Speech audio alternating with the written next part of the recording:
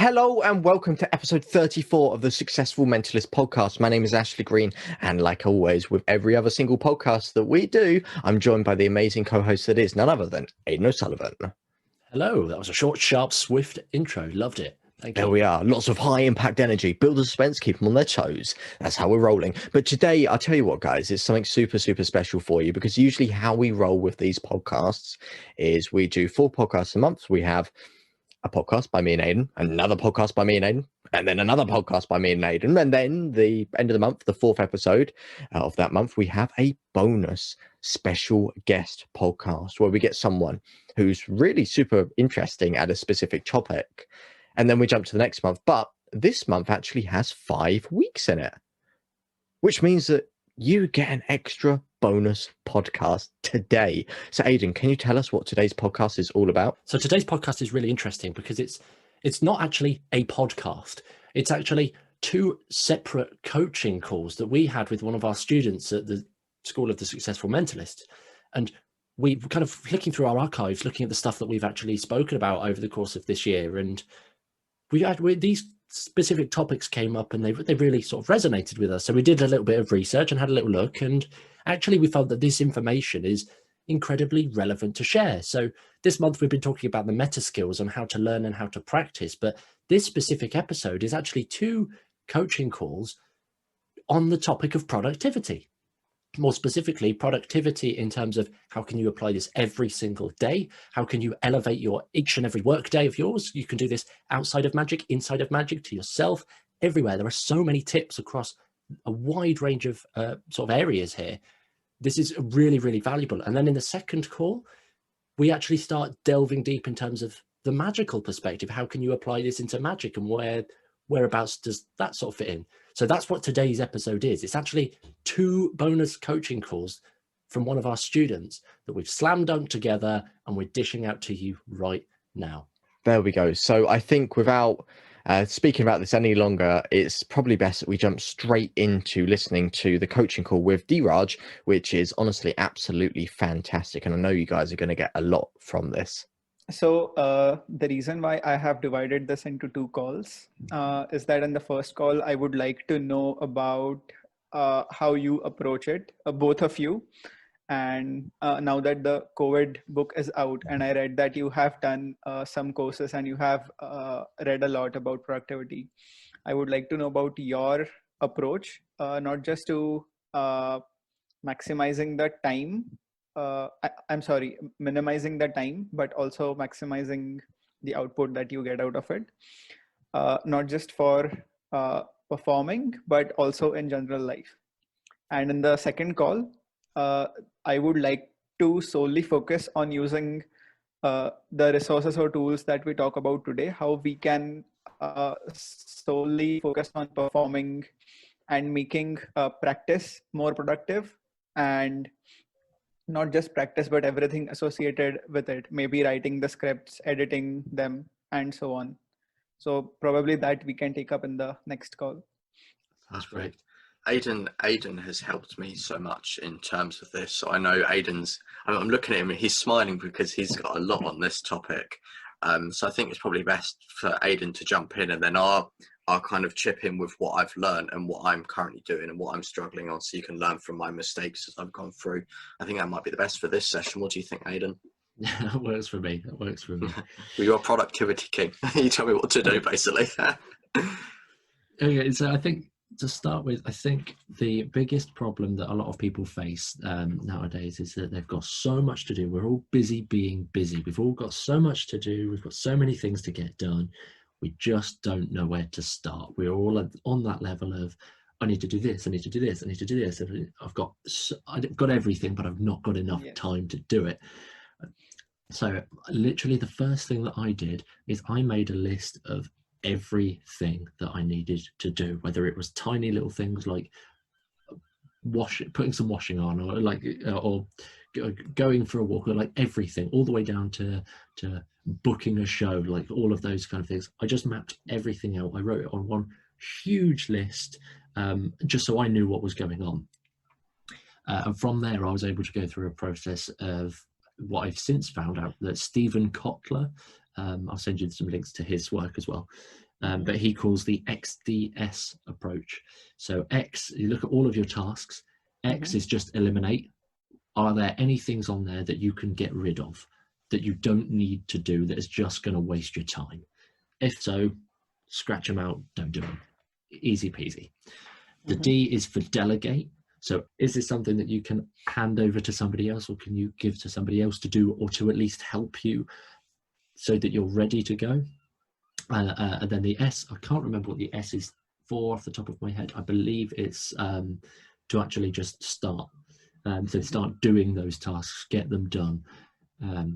A lot of the time, my favorite approach at the minute is to go with something called Eat That Frog, which there's a book on it by Brian Tracy. It's the idea that you get your biggest, highest leverage, horrible task done first. You do nothing else until that is done first thing, because then once that's out of the way, you can move on and you can do everything.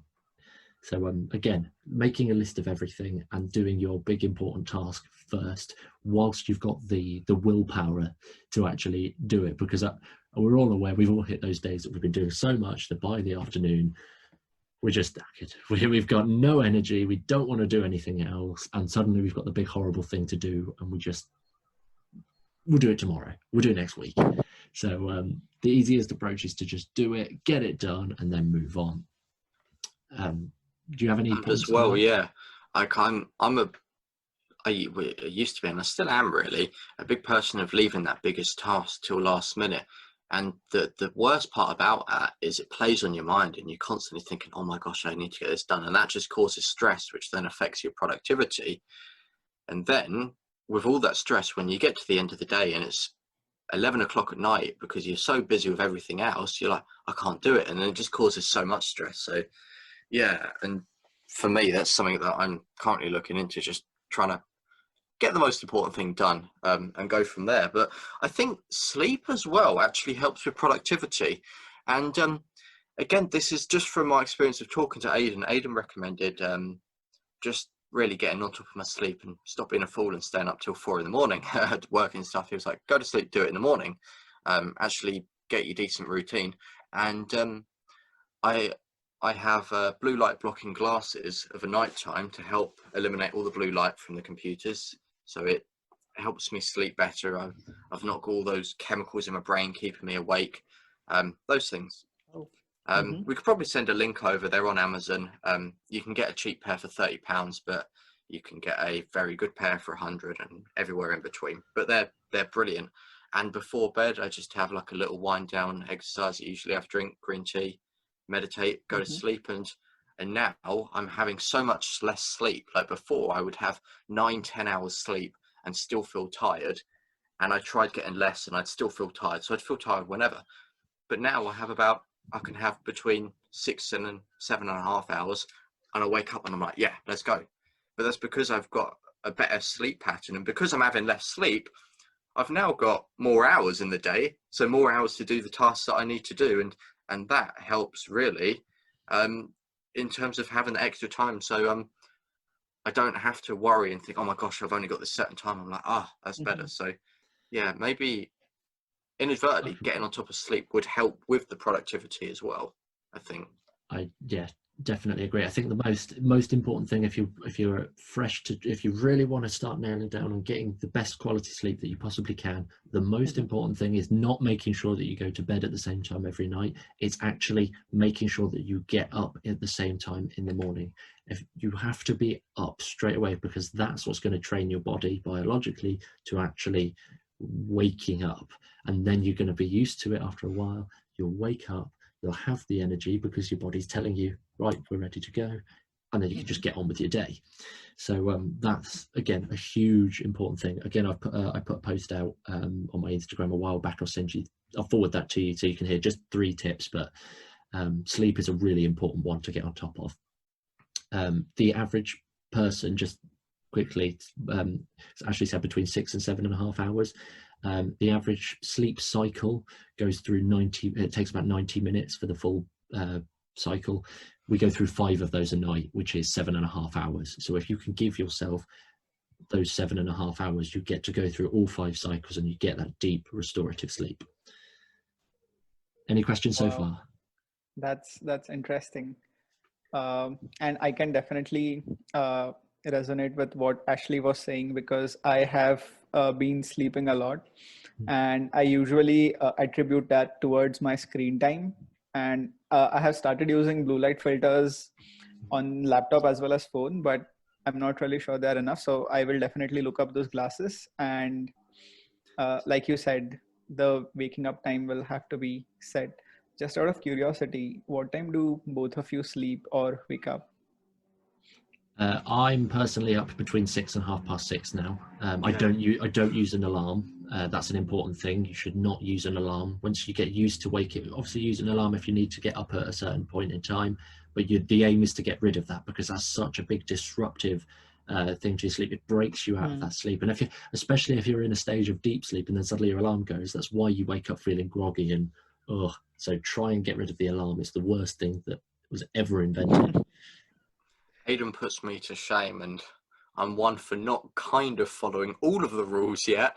But it's around about between 7 or 9, so it's not exactly accurate, but it's getting there. It's a lot better than it was, because I'm having better sleep. Like before, it would be 10, 11, and at the beginning of lockdown, it was 12, 1, 2 in the afternoon, which was not good. But now I'm getting on top of it. I'm waking up earlier.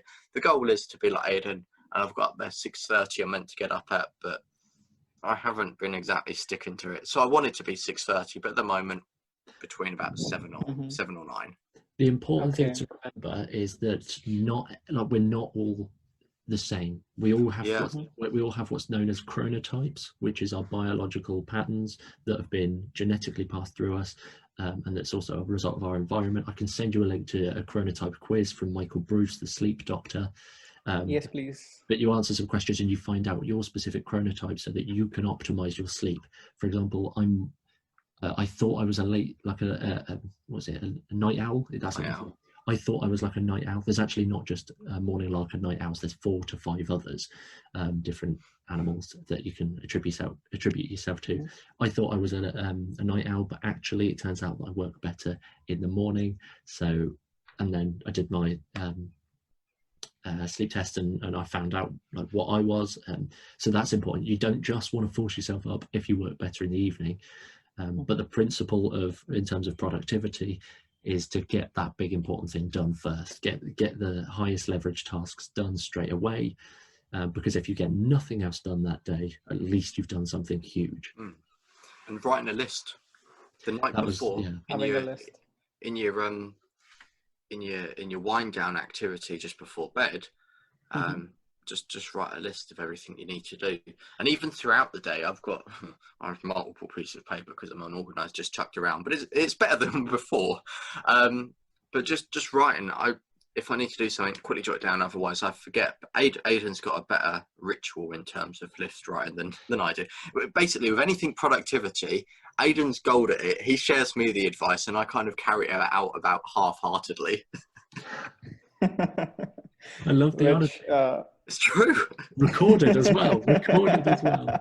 So that's gold. But yeah, so planning your day is the most important thing. You don't want to do what I used to do when I used to write loads of stuff that I thought I could get done in a day, and I'd get half of the list done and feel bad because I've not achieved everything that I said I was going to. I've not done everything that I said I was going to.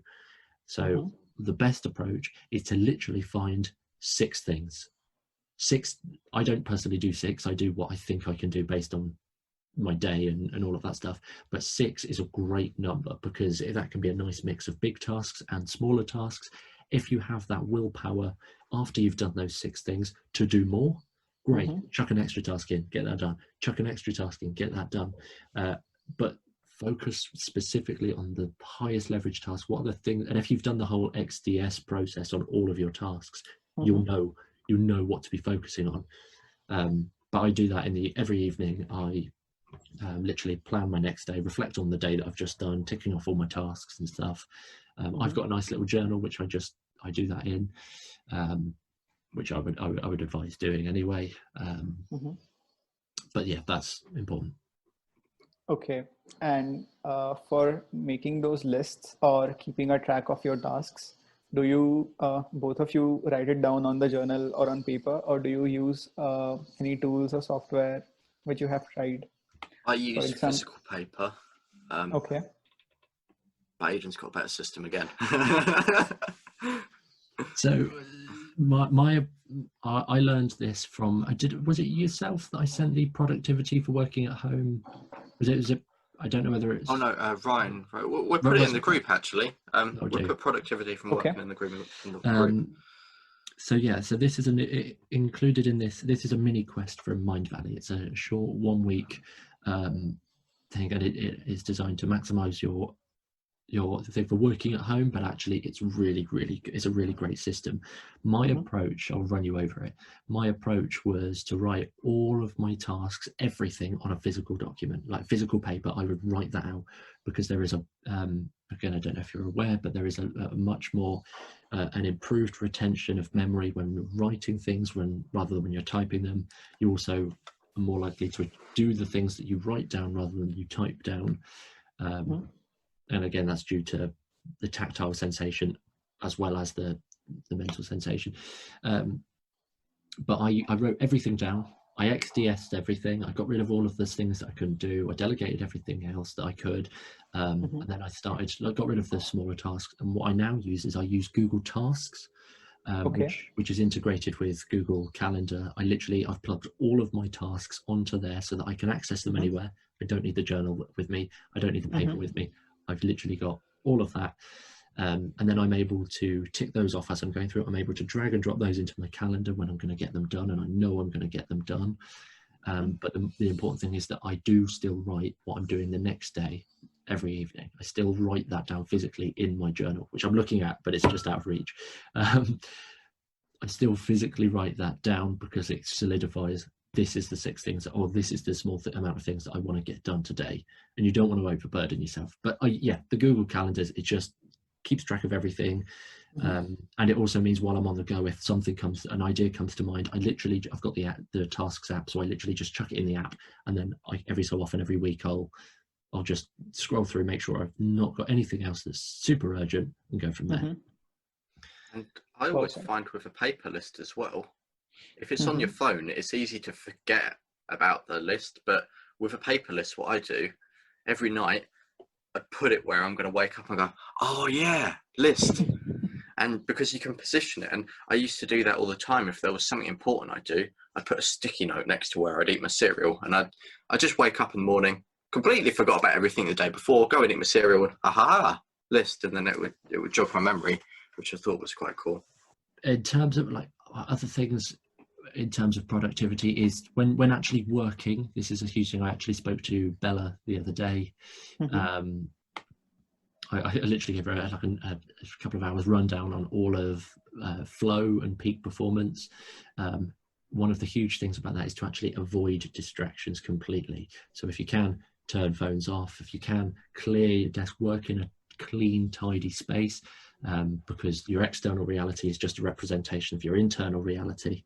And again, there's lots of science proving that now, that if you're working in a cluttered or messy environment, you're going to be more distracted. I think Nir Eyal speaks a lot about this, and he's got a book called Indistractable. He's done some podcasts with Mind Valley, which is, his work is really good, and it's about becoming indistractable. So you're not going to get distracted by stuff that's going on. You've not got stuff on your desk. You are sat, you are working, you are doing that thing until it's done. Again, flow states, and that's going to really sort of help.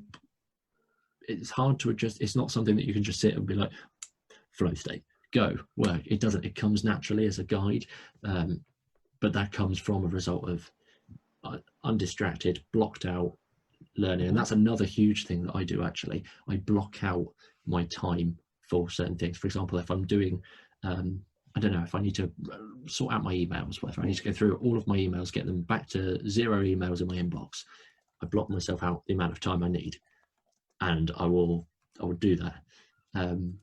Undistracted, uncompromised, get it done, and only when it's done then can I move on. Perfect. Does that make sense?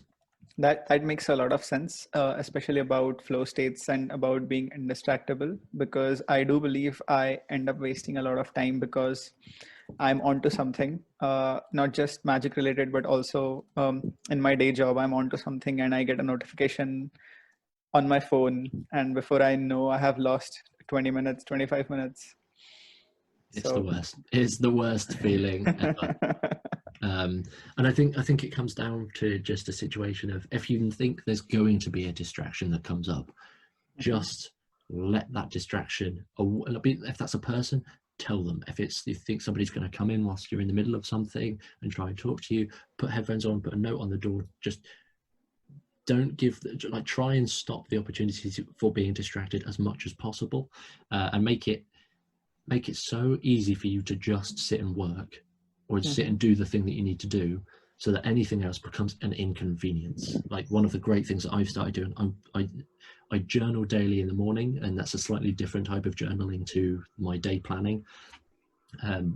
They're two completely different types of journaling, but in the morning, like every day, I make sure that my entire room is tidy, desk is completely clear. The only thing sitting on the desk is the journal and the pen and a glass of water, so that when I'm up in the morning, I can go downstairs, grab a coffee, come back, sit, do that before I check my phone, before I turn my laptop on, before I do anything.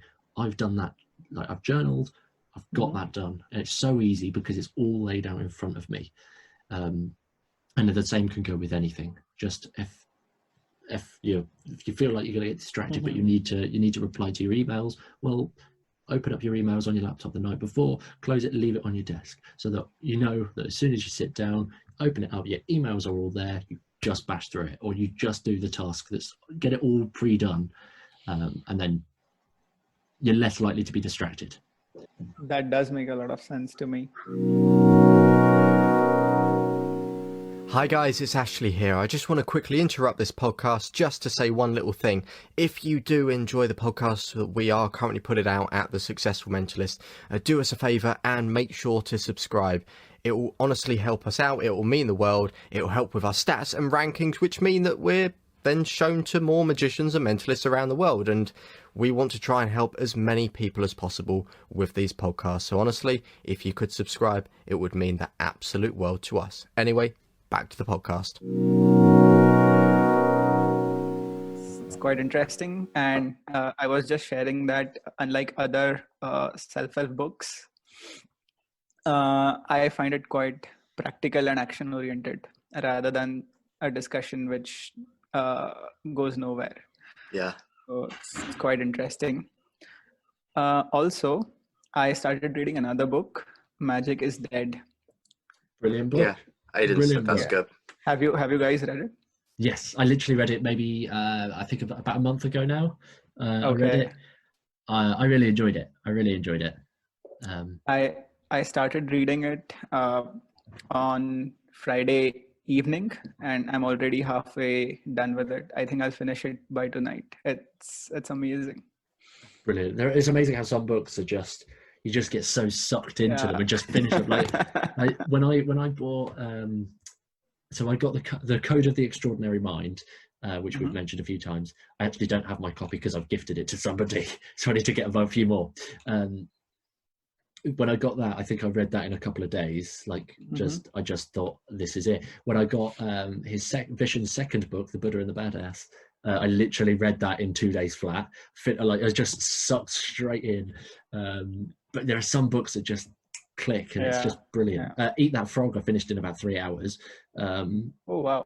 Yeah, so I just loved it. Just sucked it all in. It's like, this is brilliant. You might like. I wonder if you like Jim Quick's speed reading course.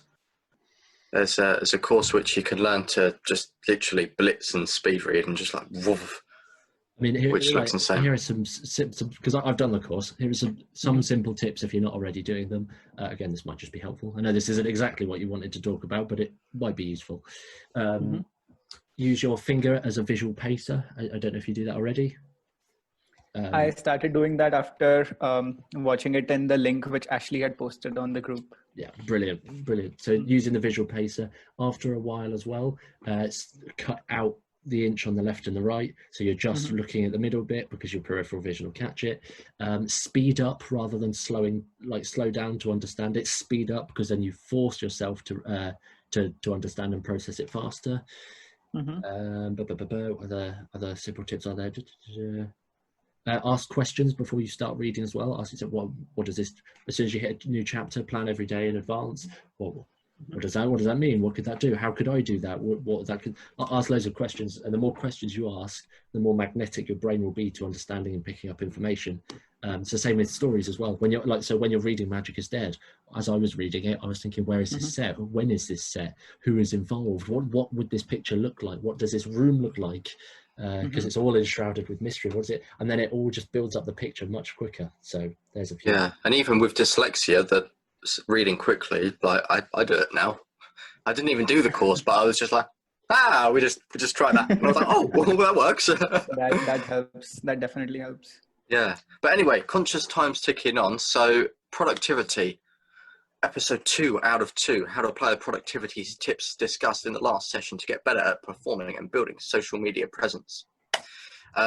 So obviously I thought it'd be good to just ask you if there was anything else which has changed since writing that, and really how you got on with obviously the courses we sent last week, and in terms of the other links we sent as well. So there are 2 additional things along with performing, which probably we can discuss today. One thing is practicing the moves or practicing the routines, and second thing which ties right into it is scripting. So how to be more productive while practicing scripting and performing. That has changed. Coming to the courses, I haven't started the course yet, but I will be starting that very soon. After the work-life balance gets a little bit better. Yeah, that's always a problem, is trying to find the actual time to do it all. Because especially when you've got a full-time job, it is quite time demanding. But no, it's I know.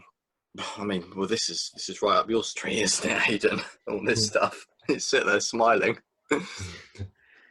Yeah, keep it quiet for a second, just to give you the opportunity before. The productivity course, or the working from home productivity for working from home course, I think that's the one that we're referring to, just so we're on the same page. Jason's one, yeah. Jason's one. I would advise, because it literally is 20 minutes at the most of teaching, on for 5 days. That's literally all it is. There's a bonus 6th day with an interview and some extra bonus content in there as well, but it's 20 minutes to then improve your stuff. So, and it from my eyes, I forced that time in rather than trying to settle for a work-life balance, because I know that that's not going to be easy to regulate at all. Instead, I forced that to be that I do that before I do anything else. I eat the frog in that I make that's my big, scary, challenging task, trying to get that done and implement all of the techniques on every day for that. Throw that in first of all, and it's hugely helped sort of my productivity and stuff. I mean, at one point I had like thousands of emails across 3 different email accounts, or in each, like just everywhere. It was chaos. But since going through the program, I've now got 5 different email accounts, and they're all empty. Everything is empty, but I've got everything I need. Jason teaches you how to do that, so you can regulate that. You're optimizing your working environment, optimizing the way you work and your calendar and all of those kind of things. So in terms of that perspective, my advice would be to eat the frog in that. Just do it, start implementing, because it will have profound shifts rather than waiting for the right moment. If we spend too much time waiting for the right moment to learn the next best thing, or to learn the best productivity hacks, or to learn the thing, because we don't want to dive in and do something that we might not be able to cover for. But actually, like Robin Sharma's idea is ideation without execution is delusion. So just the idea without taking action on it it's just what is it? There's no point. It's deluded. It's a ridiculous idea. So it just is one of those cases. Just fire away. Getting it done. A great point as well to just go on is talking about your morning routines as well. Like, even if you have a busy day of work. Like I've seen Aidan's diary sometimes, and it can be like 12 hours of everything is absolutely just back to back, like but he will get up I mean, I'll let you explain like what you do before you go into your work in regards to putting time aside to focus on yourself and like you're militant and like you do it. Yeah, so Ashley's right. There are some things that I do every day before I get into work, before I do everything. And so I do literally, I have a written journal, which I'm sure I've mentioned before. I physically journal every day in the morning, like to get rid of my thoughts and get it all on paper or whenever possible. That's one of the huge things. Great for the self. A meditation, I try and do a meditation every single morning. I'm actually building in a new meditation pattern as well, so I'm going to be doing one in the morning, one in the evening, and potentially one like a shorter version at lunchtime, so 20 minutes, 5, 10, just because it's so profound. So I do that kind of stuff, but yeah, my morning routine is pretty much it varies. I can't guarantee it's the same regimented thing every single day, but I just make sure that there are things that I'm doing for myself because nothing else matters. And that's the truth of it. Nothing else matters. Like work, okay, sure, that's going to happen from a certain period of time, but you've got every hour in the day around that to do whatever you want. And the most important thing for you is to focus on the self and the personal growth. I don't particularly know exactly what points Ashley was hinting for me to go to talk to there, hence the waffle. No, like what I was saying is just like proving the point of like, even though you had like a ram-packed day of work, like starting at like 8 o'clock, you would get up at like, what was it, 5 or 6 to just focus on all the things you needed to do, so that like you got them out the way first. You got I guess you ate the frog and got like your most highest priority things out the way first before you was tired. So rather than coming home and doing it and being like, oh, you've had a long day, like you've got it done, and then you can be tired at work.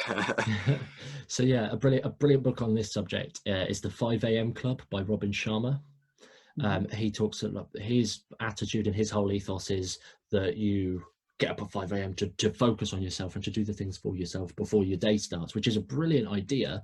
Not everybody wants to get up at 5 a.m. So he has since suggested that this is more of a metaphor for getting started early on yourself before your day takes away your life.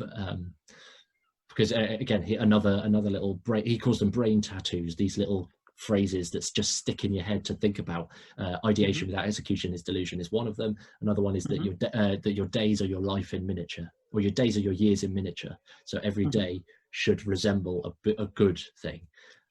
So again, focusing on the self, and again, you could use that idea, get early, do your stuff, but it's just important to make sure that you are prioritizing the right things in the right place. So again, you might need to get a script for a show done by the end of next week, because the show is the week after that and you want time to rehearse it and stuff.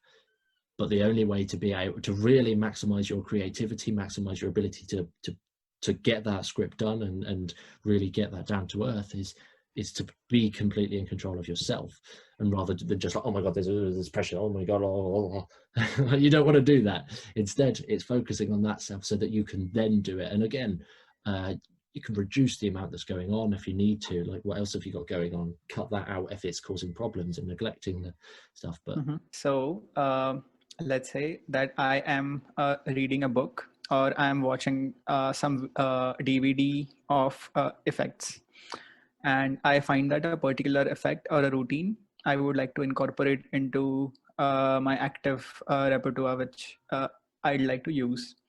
Now, the thing is, so if I like it, I would practice it for some time. Now, I do not know the fine line whether I should practice more. And then, so let's say I'm just using random numbers over here to make a point.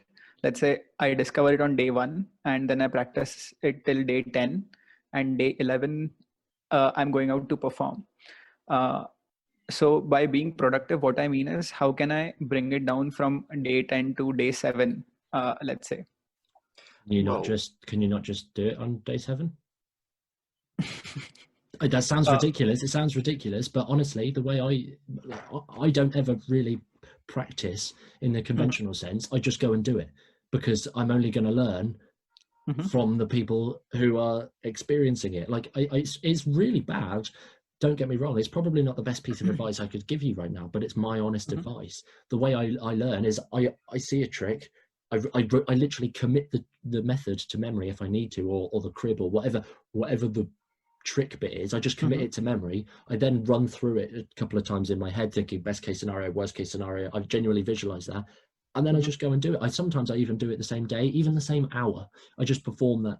Like, just because if you spend too long thinking about it, how, like, rehearsing it, by the time you get into your audience's field and actually get ready to present it, all they're seeing is a big block of rehearsal. They're not seeing this like real life situation. They're seeing something that's been so scooped back, and in a stage performance sometimes that's a good thing, because again, it's a good way of settling nerves. It's a good way of really selling the illusion of, or whatever it is that you're doing, really conveying that power of that piece. But for close up in particular, the easiest way for you to get to grips and learn your own script and to learn yourself and the way you'd present it is quite simply to just do it after you've got it to memory. For me anyway, that's the way I do it. Exactly the same for me. If I learn something, and I'm like, oh, that really stands out for me, I'm going to sit there and I'm going to think, and I'm like, how can I present this to suit what I want to do? And then I do exactly the same as Aidan. I run through it in my head, worst case scenario, best case scenario, every single scenario, so that way it's covered. I already know what's going to happen. We've already done the rehearsals then in the live environment, but the live environment's in our head, which I think we might have explained in a previous call, like that visualization does work in terms of this stuff. It's a very powerful tool.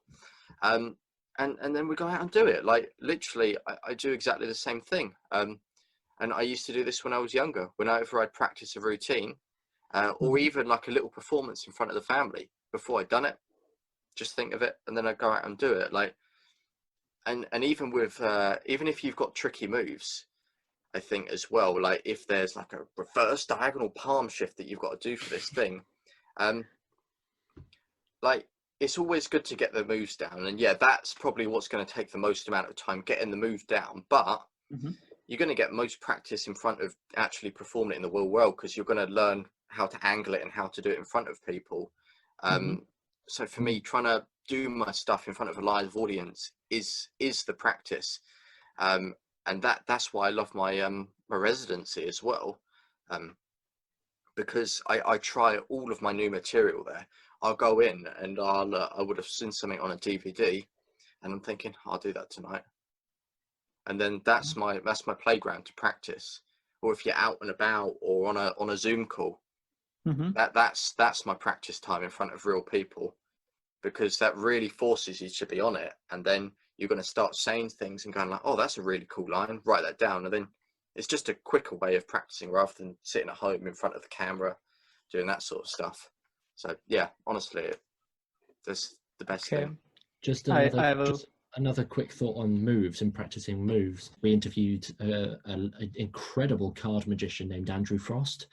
I know Andrew Frost, slightly obsessed. Yeah, you know. So we spoke to him, and he gives some tips about how to practice. And one of the ideas is that rather than just practicing over and over and over and over and over until it's in your muscle memory, is to just do a move 10 times over, but with your full concentration, slowly. Think about how every moment of that can be improved. Where can you go? And then repeat. Do it again, full concentration. And it goes back to the visualization, like visualizing the way it's going to look. Same thing here. Visualize how this would be perfect, and just put all of your attention. And it goes, there's a phrase, and I can't remember what it is. It'll probably jump to me in a second. But it's essentially where you place your attention. Anyway, I can't remember. It's the specific, but it's where you place your attention. That's what will grow. It's almost like you're watering the seeds to something great. You wouldn't just water another part of the garden in the hope that the flowers over on the left hand side will grow. You have to water the flowers on the left hand side so that they can grow. So focus all of your attention on the bit that you need to improve. Okay. I think that is very helpful. I felt a little bit nostalgic, to be honest, because when I got into magic for the first time, this is how I used to operate, to be honest with you, because I used to learn something, and I was in college last year. So I had a lot of friends around in the hostel whom I could grab and quickly show something. And that was literally it. And you know how in the beginning, it's about more and more tricks. So I used to learn and show them, learn and show them. And the more I started reading about it, I kind of stopped doing that. And I should probably not exactly what I used to do, but something similar to what you have suggested. I will start doing that. Yeah, That's definitely helpful. definitely. I think as we almost get more experienced as performers, we always think, I need to wait before this is audience ready. But in my opinion, to be audience ready, you need to practice on the audience first, whether that be in your head or live, because that's the best way of growing quicker. And Yes. I'd say the most efficient way. Yeah, as always, we say to anyone, if you want to let us know of any questions throughout this week until next week, drop us a message. Let us know how you're getting along. Like Aidan is the king at this whole stuff with productivity, mindset, personal growth, and the psychology behind it. Like I preach about it and don't always. Aidan moans at me because I don't always follow the complete rules, but I think Aidan has seen like the change that I've gone through, even though I'm not following every piece of advice. Like I'm more productive now than I was a few months ago because of the stuff he suggested to me. So like, even though it's not everything he's been saying, like the little pieces and nuggets have really helped improve what I do. So yeah, Aidan is the man on that. Like, you can't get a better person.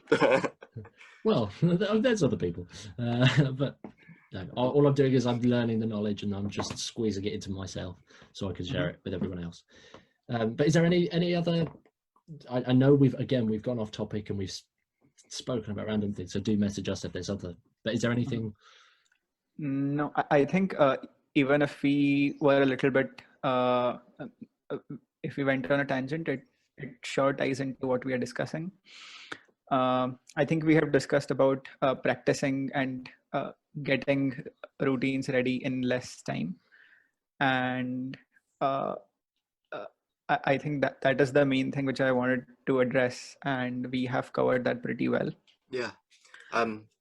Another thing very quickly, just about in a second, if you do want to get routines quicker and you are worried about taking them to people, you know, who are laymen, but you still want to develop quickly and perform in front of real people, set up a Zoom meeting with obviously people in the school group, because then you're practicing for real.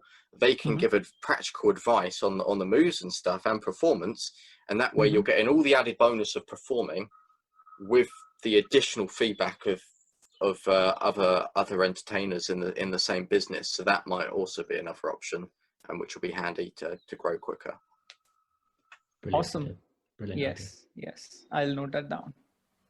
And there we have it. That is a double bill episode combining two private coaching calls that we have slam dunked together and we have delivered to you on the podcast.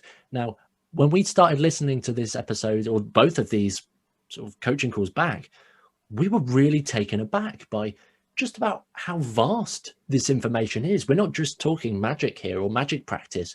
Sure, we talk about that a little bit, but we're also talking about lifestyle productivity that can optimize yourself, your energy levels, your life, your work. Everything is covered in this episode. And the truth is, we're just scratching the surface. What are your big takeaways from this, Ashley? Well, to be honest, like everything, and it's just the information that I was surprised by, because I love listening back to these old calls, because sometimes we just come up with gold, and like to hear that again is like, amazing. But I'll tell you guys something else which you guys are going to love. Like, we referenced our boring mentalism lecture, and I'm just going to throw it out there. We now are open to do that at magic clubs. Like, this is our signature talk. The boring mentalism lecture is a talk which is designed to tell you all the tips, tricks, methods, and techniques to elevate your mentalism and magical careers.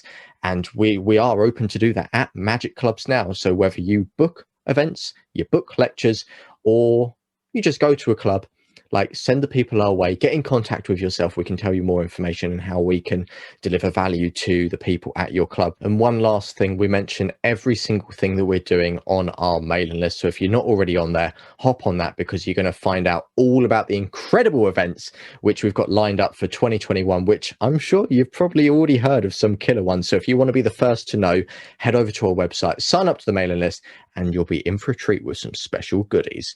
But until then, we'll see you guys next week. So take care.